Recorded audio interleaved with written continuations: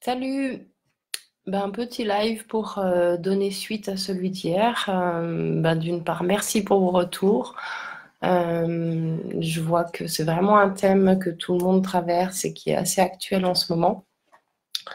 Je pense que c'est bien de reposer que tout le monde ressent ce besoin actuellement de se remettre au centre de sa vie et de redéfinir les limites de son espace.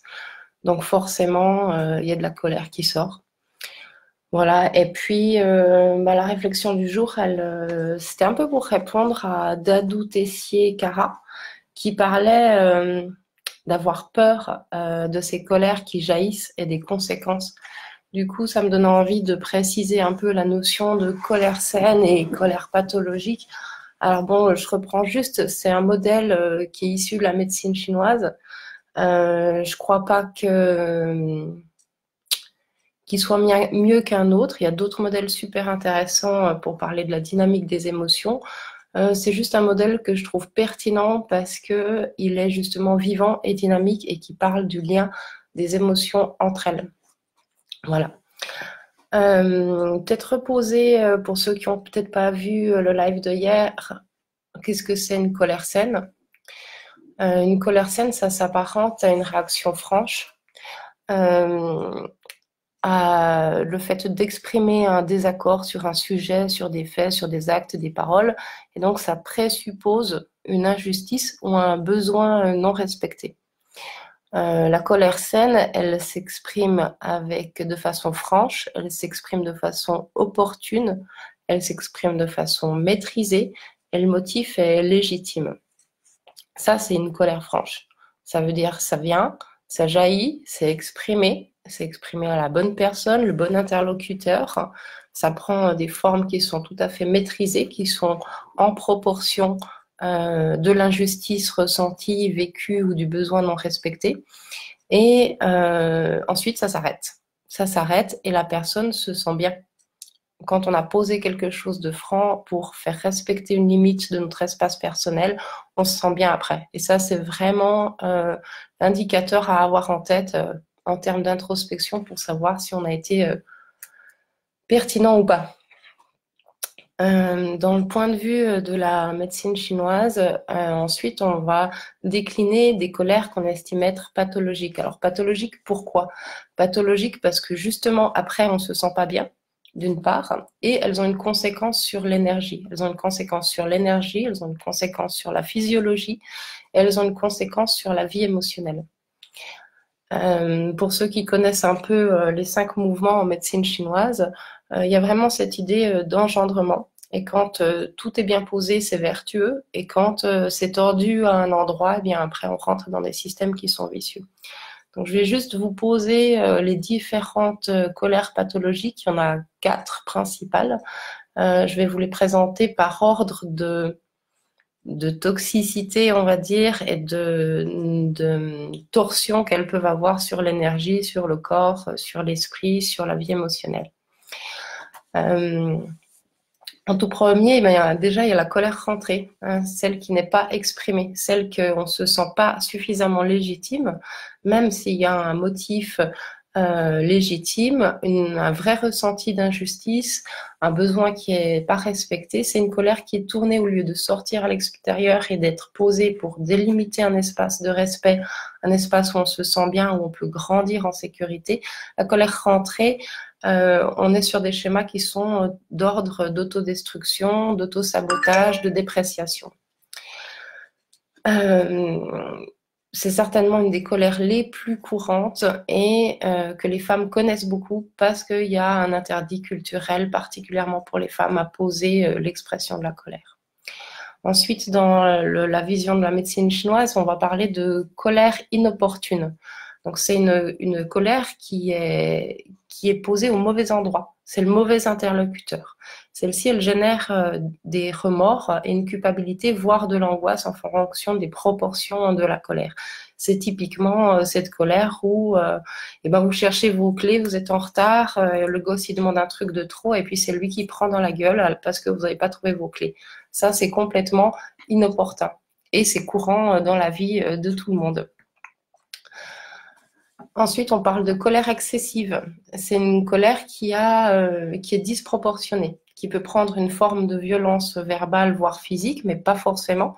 Elle peut être juste disproportionnée, celle qui fait qu'on explose pour quelque chose qui est moindre a priori. Et puis, c'est celle qui peut vraiment dépasser le cadre de l'autocontrôle, la perte de maîtrise, hein. On parle bien dans la colère saine d'une colère qui est maîtrisée.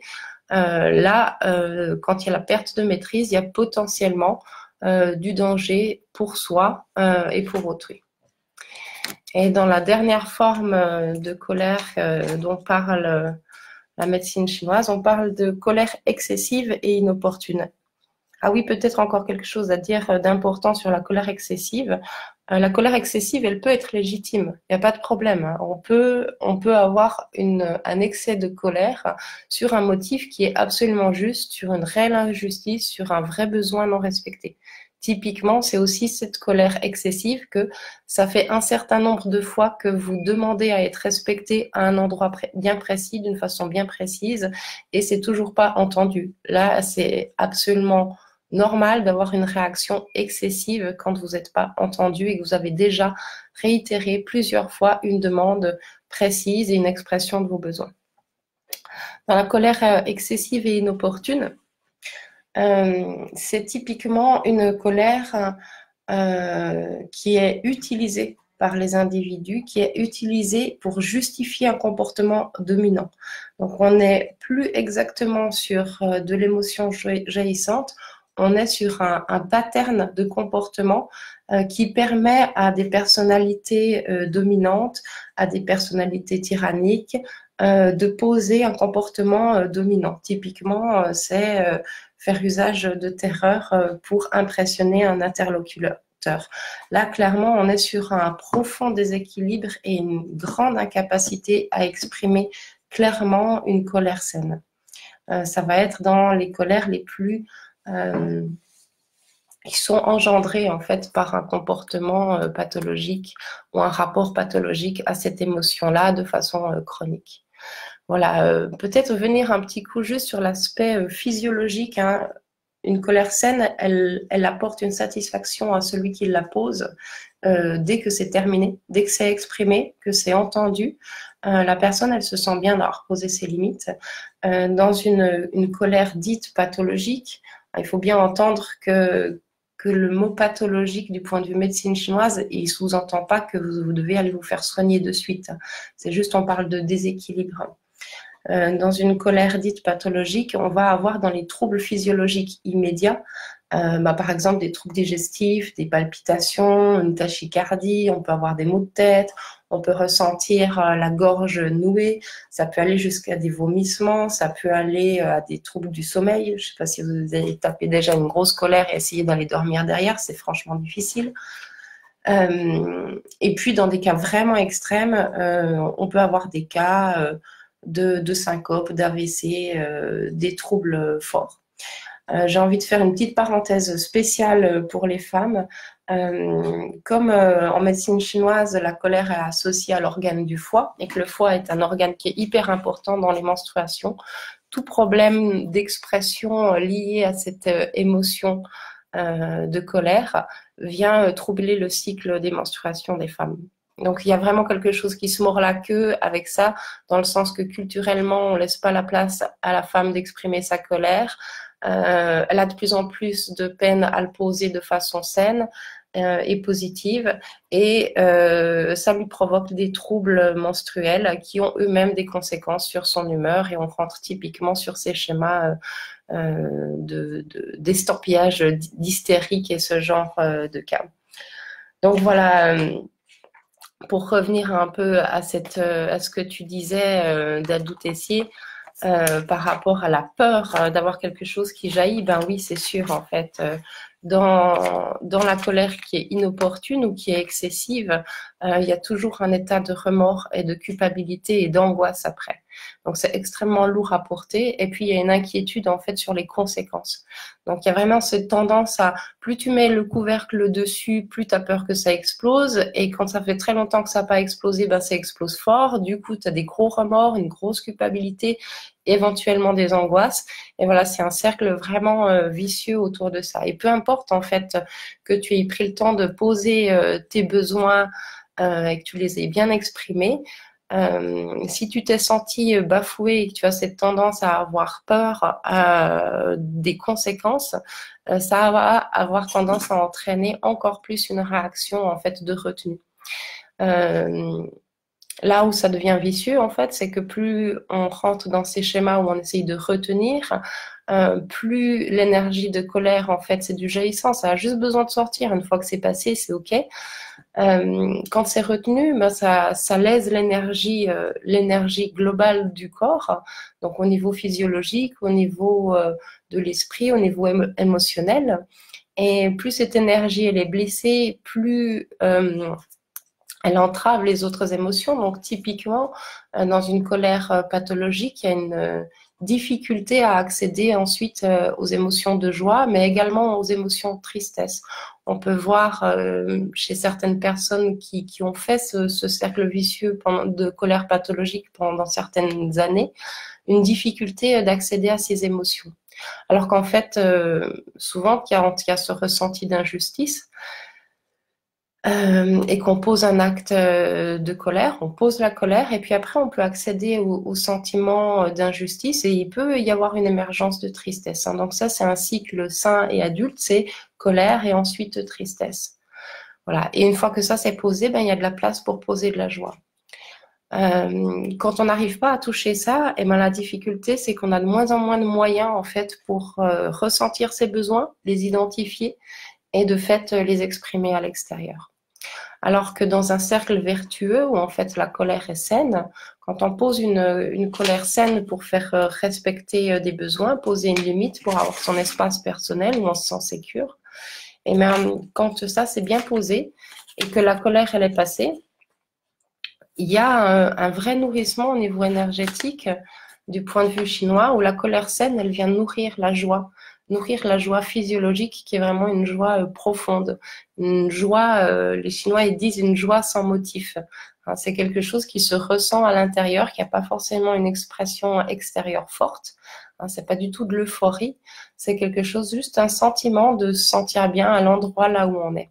Quand on touche ce sentiment-là de joie physiologique, ben, c'est beaucoup plus facile de savoir quels sont nos besoins.